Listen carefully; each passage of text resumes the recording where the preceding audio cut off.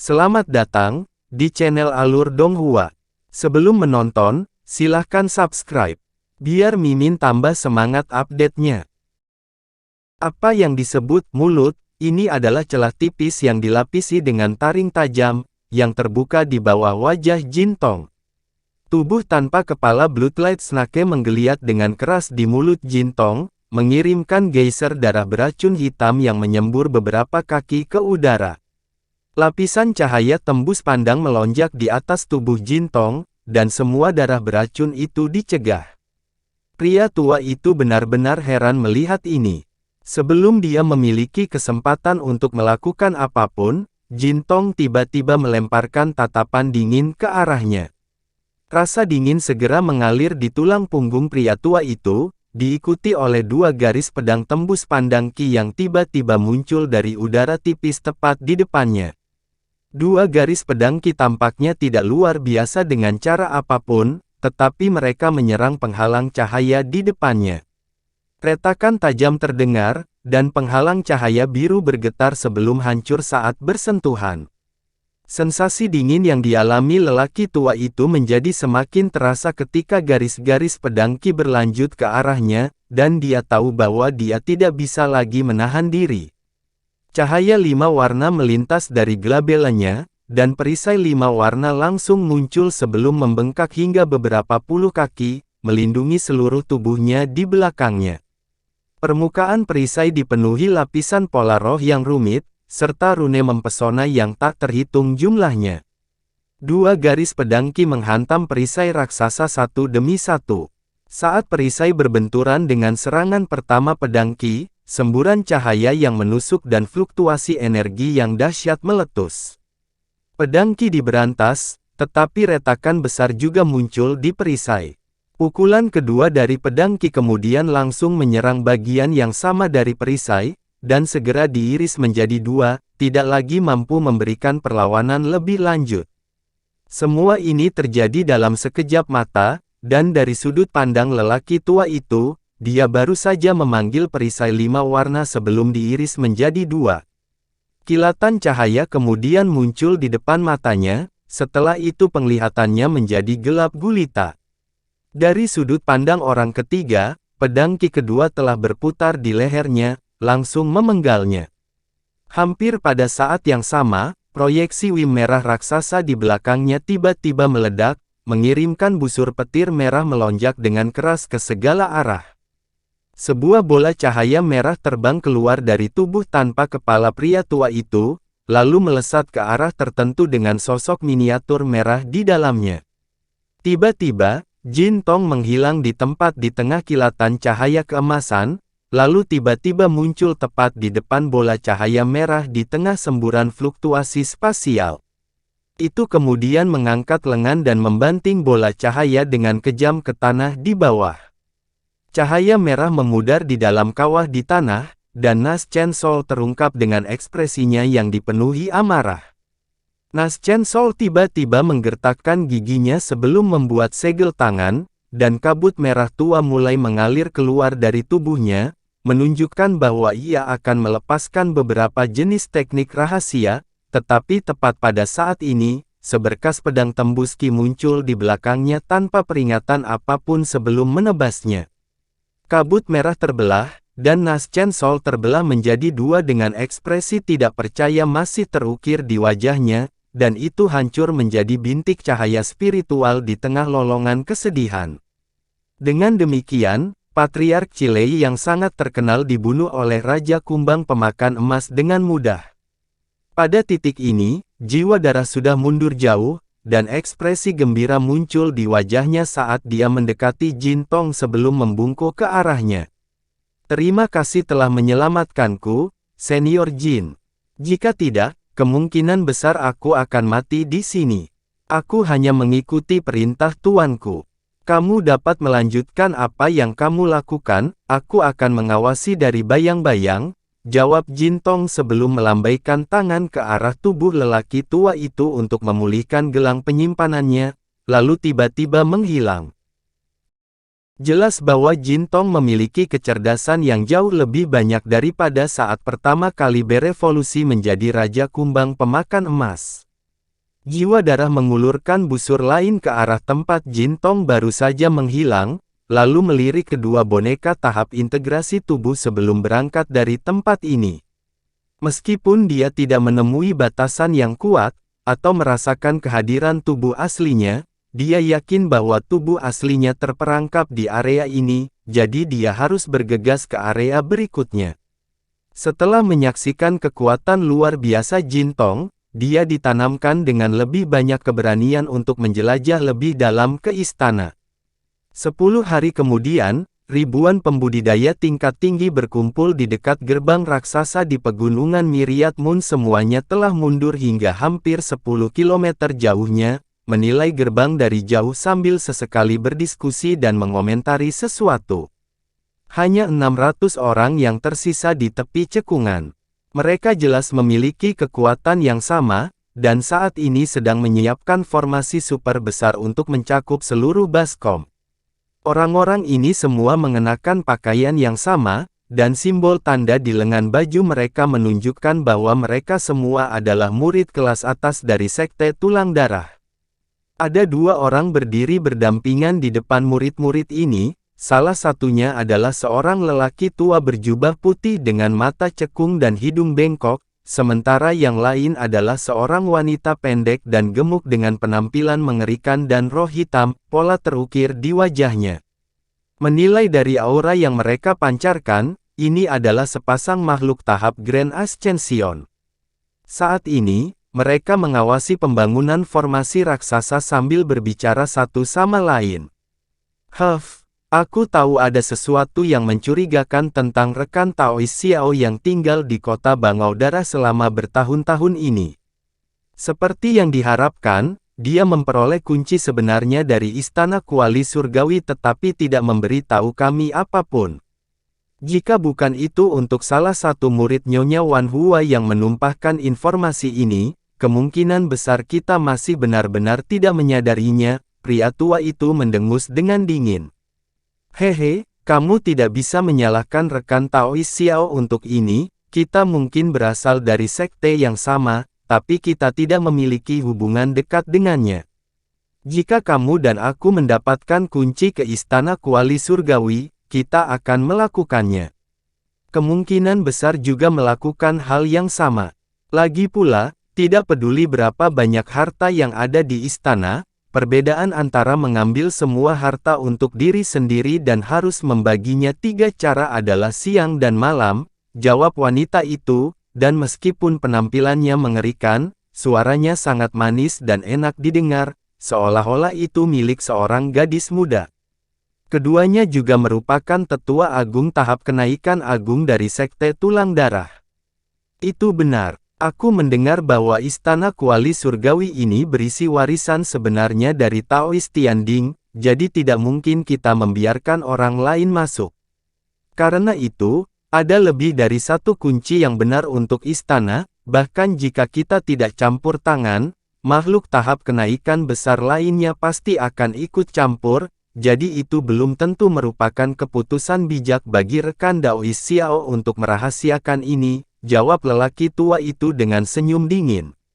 Apa gunanya mendiskusikan hal seperti ini? Faktanya adalah kita datang terlambat, dan mereka yang memiliki kunci sudah berada di istana selama berhari-hari. Karena itu, kita tidak punya pilihan selain mengatur formasi ini di sini dan memaksa orang-orang di dalam istana untuk berbagi harta yang mereka peroleh begitu mereka muncul, kata wanita itu. Menilai dari pengalaman saya yang serupa di masa lalu, orang-orang ini kemungkinan besar akan dipindahkan dari istana ke lokasi acak, jadi hanya sekitar 20% hingga 30% yang akan kembali ke tempat ini, sementara orang lain kemungkinan besar akan berakhir di tempat lain, orang tua renung pria itu. Itu bagus. Jika semua orang di istana kembali ke tempat ini, kita tidak akan bisa menangani begitu banyak orang bahkan dengan formasi ini untuk membantu kita. Lagi pula, sebagian besar orang yang memasuki istana bukanlah orang kurang kuat dan Anda dan saya, hanya ketika berhadapan dengan sebagian kecil dari mereka kita akan memiliki peluang bagus untuk mengamankan beberapa harta. Mungkin kita bahkan tidak perlu menggunakan formasi ini, tetapi itu pasti akan menjadi alat intimidasi yang sangat efektif, jawab wanita itu dengan percaya diri. Jadi itu rencanamu selama ini. Aku bertanya-tanya mengapa kamu membawa begitu banyak murid ke tempat ini adalah strategi yang brilian. Pria tua itu terkekeh sambil menggosok tangannya dengan gembira. Ledakan yang menghancurkan bumi terdengar saat dinding tembus pandang dihancurkan oleh satu serangan dari Han Li dalam bentuk kera gunung raksasa. Dia kemudian melangkah ke formasi teleportasi yang terletak di belakang dinding tembus pandang sebelum menghilang di tempat dalam sekejap. Detik berikutnya, Han Li menemukan dirinya berdiri di udara di atas gunung kecil yang tingginya lebih dari 10.000 kaki, dan formasi cahaya sementara di bawah kakinya tiba-tiba menghilang.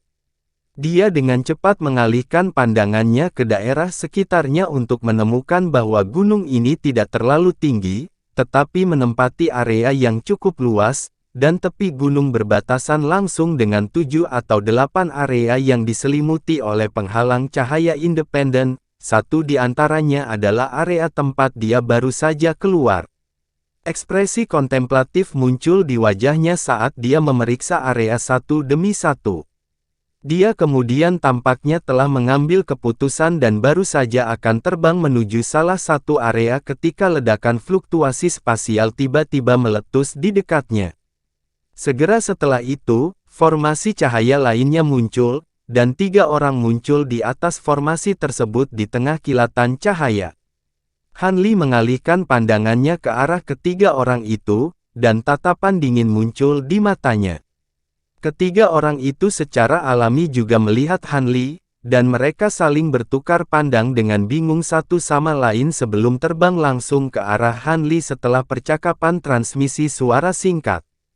Ketiganya melepaskan aura kuat mereka di tengah penerbangan, tidak menunjukkan niat untuk menyembunyikan permusuhan mereka. Tiba-tiba, Han Li mengangkat telapak tangan berbulu raksasa sebelum mendorongnya ke arah trio yang mendekat, mengirimkan ledakan kekuatan tak terlihat yang sangat besar ke arah mereka sebagai embusan angin kencang. Ketiga lelaki tua itu bubar untuk menghindari hembusan angin, dan salah satu dari mereka berteriak, "Apa artinya ini? Apakah Anda berniat untuk menghadapi kami bertiga sendirian? Aku melawan kalian bertiga, jadi tentu saja aku harus mengambil inisiatif." Han Li membuat gerakan meraih dengan kedua tangan saat dia berbicara, dan bola cahaya segera muncul di masing-masing tangan sebelum berubah menjadi sepasang miniatur gunung, salah satunya berwarna biru langit sedangkan yang lainnya berwarna hitam. Han Li kemudian melemparkan pegunungan dengan kejam ke udara, dan mereka berubah menjadi sepasang bola cahaya besar di tengah penerbangan saat mereka meluncur langsung ke arah dua pria tua. Pada saat yang sama, gunung miniatur ketiga muncul di atas mereka di tengah kilatan cahaya spiritual, melepaskan guratan pedang ki tak terlihat yang tak terhitung jumlahnya yang melonjak ke arah lelaki tua terakhir. Ekspresi ketiga pria itu berubah drastis setelah melihat ini, dan proyeksi kelabang dan kalajengking raksasa muncul di belakang dua pria tua saat mereka mendorong telapak tangan mereka dengan kejam ke arah pegunungan yang mendekat. Tangan mereka tampak sangat biasa, tetapi pada saat mereka didorong ke depan, sisik biru yang tak terhitung jumlahnya dan busur kilatan petir segera muncul di atas mereka berdua. Adapun dua telapak tangan lainnya, mereka tiba-tiba mengambil rona hitam mengkilap sementara membengkak secara drastis, dan cakar hijau tajam yang melepaskan semburan ki hitam busuk tumbuh dari ujung jari mereka. Sementara itu, lelaki tua ketiga membalikkan tangan untuk memanggil patung bibrida manusia rubah yang tingginya sekitar setengah kaki sebelum melemparkannya ke atas. Teriakan yang jelas terdengar dari patung itu, dan itu berubah menjadi boneka rubah merah berekor 5 di tengah kilatan cahaya. Rubah merah mengayunkan ekornya ke udara untuk memunculkan penghalang cahaya merah yang menutupi seluruh ruang di bawah.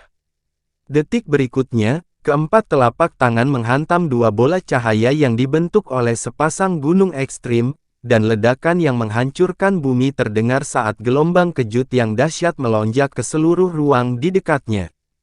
Kedua bola cahaya bergetar saat mereka terpaksa berhenti tiba-tiba sebelum kembali ke bentuk gunung yang ekstrim. Namun, ekspresi kedua pria tua itu berubah drastis saat mereka dikirim terbang seperti sepasang bola meriam.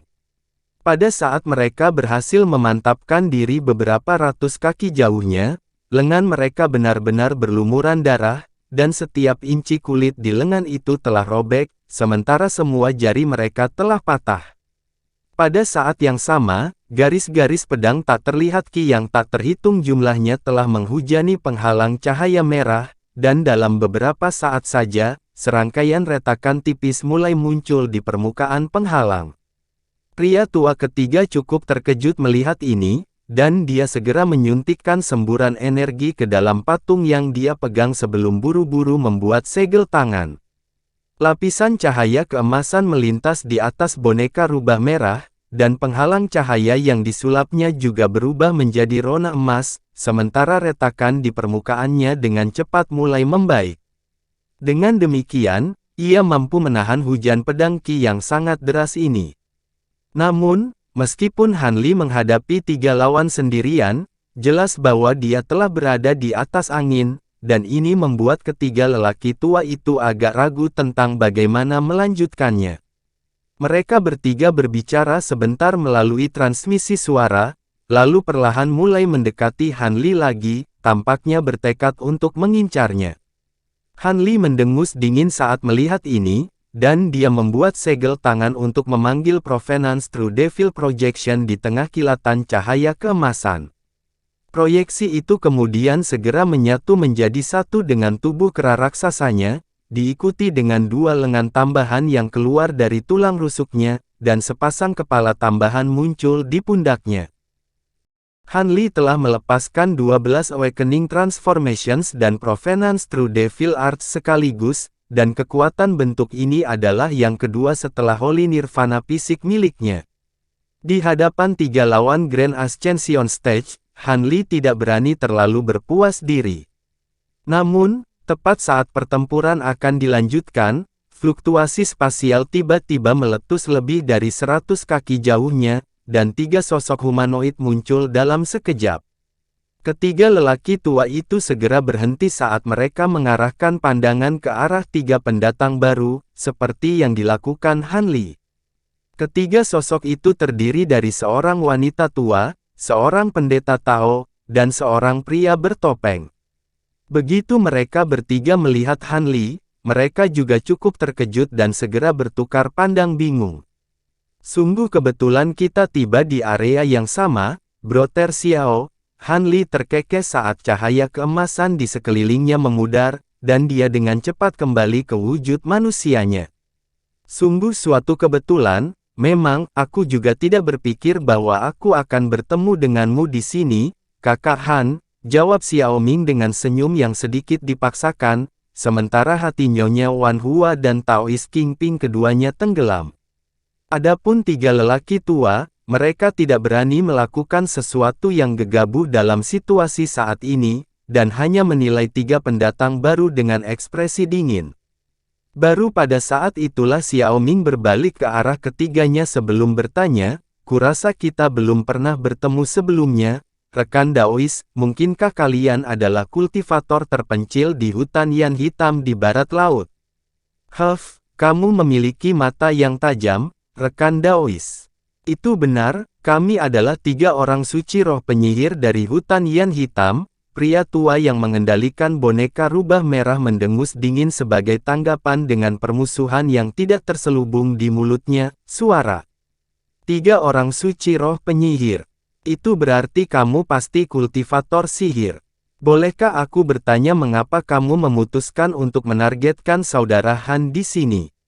Xiao Ming bertanya. Dia belum menyaksikan bentrokan sebelumnya antara Han Li dan ketiganya, tetapi sisa fluktuasi ki spiritual di udara dan sikap konfrontatif yang mereka adopsi adalah indikasi yang jelas tentang apa yang baru saja terjadi.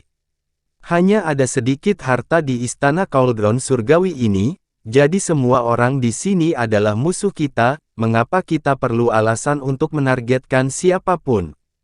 Pria tua itu menjawab. Ekspresi dingin muncul di wajah Xiao Ming setelah mendengar ini. Kalau begitu, kamu juga harus memandang kami bertiga sebagai musuh. Bagaimana menurutmu, Kakak Han? Aku juga tidak keberatan, jika itu adalah pertempuran yang mereka inginkan, maka aku akan dengan senang hati menghibur mereka, jawab Han Li. Kewaspadaan Xiao Ming terhadap Han Li semakin terasa setelah melihat ini. Dia kemudian berbalik ke arah 3 orang suci roh penyihir dengan alis yang sedikit berkerut. Menurut rencana awalnya, dia seharusnya sudah mencapai pusat istana kuali surgawi atau menemukan pusat pembatasan di sini. Namun, batasan di area kedua yang mereka masuki jauh lebih dalam dari yang mereka duga, dan mereka baru saja berhasil keluar darinya. Segera setelah mereka muncul, mereka bertemu dengan Han Li dan 3 orang suci roh penyihir, keduanya merupakan musuh yang tangguh, sehingga semakin menambah kesengsaraan mereka. Jika memungkinkan, dia tentu akan senang melihat Han Li dan 3 orang suci roh penyihir terlibat dalam pertarungan sampai mati sementara dia dan teman-temannya melanjutkan perjalanan menuju area terakhir.